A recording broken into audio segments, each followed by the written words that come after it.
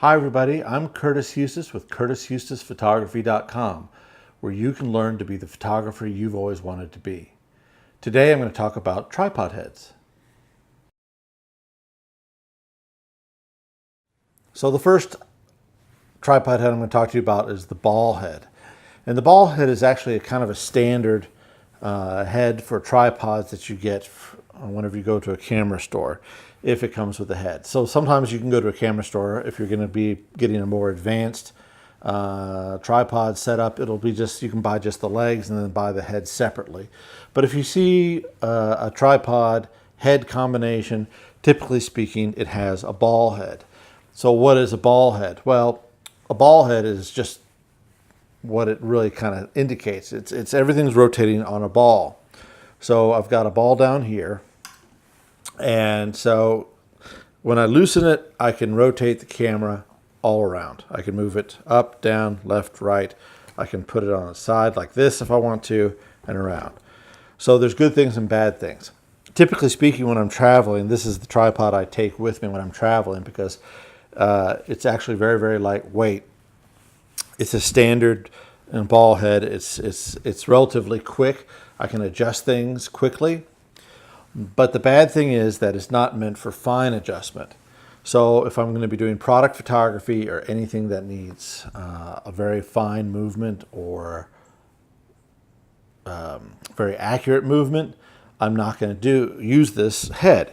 And the reason being is if I have my camera set up at a certain position, and let's say I just need to change the tilt where I'm going to just tilt the camera up a little bit, I have to loosen this knob, and the first thing it did was it tilted this way off to the left or right. Basically, you're releasing all three axes of the camera just to adjust one axis. And so that's kind of a bad thing. You're going to spend a lot of time trying to micro adjust a ball head when it's really hard to do with a ball head. And that's not what this was for. This is maybe good for portraits and things like that. I will put a camera on here for portraits sometimes and then loosen it. So there's some friction here, but when I let go, it'll stay put. But there's actually another tripod head that's actually a little bit better for portraits. But for general photography, if you're doing landscapes, group portraits, and things like that, the ball head is just fine. So let's talk about something for precision work. This brings us to our second tripod head, and this is what you call a gear head. It's a geared tripod head. So right now I'm doing the macro adjustments. Okay, so I can turn these and I can do major adjustments, but it's got each control knob on it, so I can do micro adjustments. So if I just need to do the up and down, I can just rotate this knob and it gently moves the camera up and down, and it doesn't move all the other three axes. If I need to move it left or right, I turn this knob. If I need to level the camera out or angle it, I turn this knob. And the knobs are stiff and they're hard to maneuver. So we get into the general area we want to, and then we fine-tune this with the fine-tune knobs. This knob is the Manfrotto 410, the gear head, and it's a relatively small gear head. They actually make a bigger one depending on the weight of the camera that you want to put on it. So this is great for product photography or something that you need locked down and do micro adjustments. I use this tripod head for my still lifes because I may want just a small adjustment, whereas a ball head, it's impossible to get that small adjustment. I have to have a gear head. And this particular gear head I think is around $150, and then you just bolt it onto your existing tripod. But you want also a solid base for those tripods too with a geared head. And the reason being is if the tripod is all wiggly, it doesn't really matter if you have a solid gear head.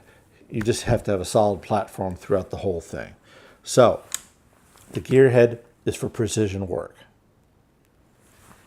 And lastly, this is what we call a pan and tilt head. It is not fine adjustment like the other one. Well, it is and it isn't. Okay, it's not a gear head. So in other words, I can't just turn a knob and slightly adjust it and just keep turning and dial it in. So what this does is it has 3 axes, turn, pan, tilt, and I can just loosen that one axis and move it up and down. So this is my tilt, okay? And then I can tighten it down, and then this is the pan. I can tighten it down, and then this is basically a leveling action. So each axis can be adjusted separately, but you don't have the fine-tuned measurements of, let's say, a gear head, okay? So if I couldn't get a gear head for product photography, then this would be my alternative. I would want to get a pan tilt head to shoot product photography. But again, I really would want that gear head for the micro adjustments. This is better than a ball head, but the gear head is your best choice. So you'd use this pan and tilt head for portraits, for landscape photography, still lifes, just about anything. It's a general purpose head. It's a good head. So then I wanted to talk to you about one more head. And this actually goes back to the ball head here. So as I said, if you're doing portraits, you may want to consider something like this. This is a Manfrotto 222. And this is an older version, so I don't know if they've changed the number designation on it or not. But basically, I would put this onto the top of my tripod. And it's a pistol grip. In other words, I grab it, and then I can adjust this around and let go, and it'll stay in place. This is great for portraits. There is a minus side. If I want to turn the camera vertically, okay, this is not a good, and this is not really a good choice. So for instance, on my 70 to 200 lens, I have an adjustable ring here. So if I need to turn the camera vertically, I can spin it on this ring, okay? But if I'm not shooting on a 70 to 200 lens, I have an L bracket on the camera. So if I have the proper plate on top of this pistol grip, then I can just slide the L bracket out and then pop the L bracket on the side. So I can go from left to right. So the pistol grip is great, especially if you're shooting with the 70 to 200. You don't have to worry about doing horizontal, vertical adjustments because you've got the adjustment ring on the camera. But that's also an option as well. Thank you for watching the video. I hope this has been helpful. If you have any questions or comments, please put them in the comment section below. Please subscribe to the video and share it if you think it was decent. So listen, we really appreciate it. Visit our website, www.curtishustisphotography.com. Thanks and have a great day.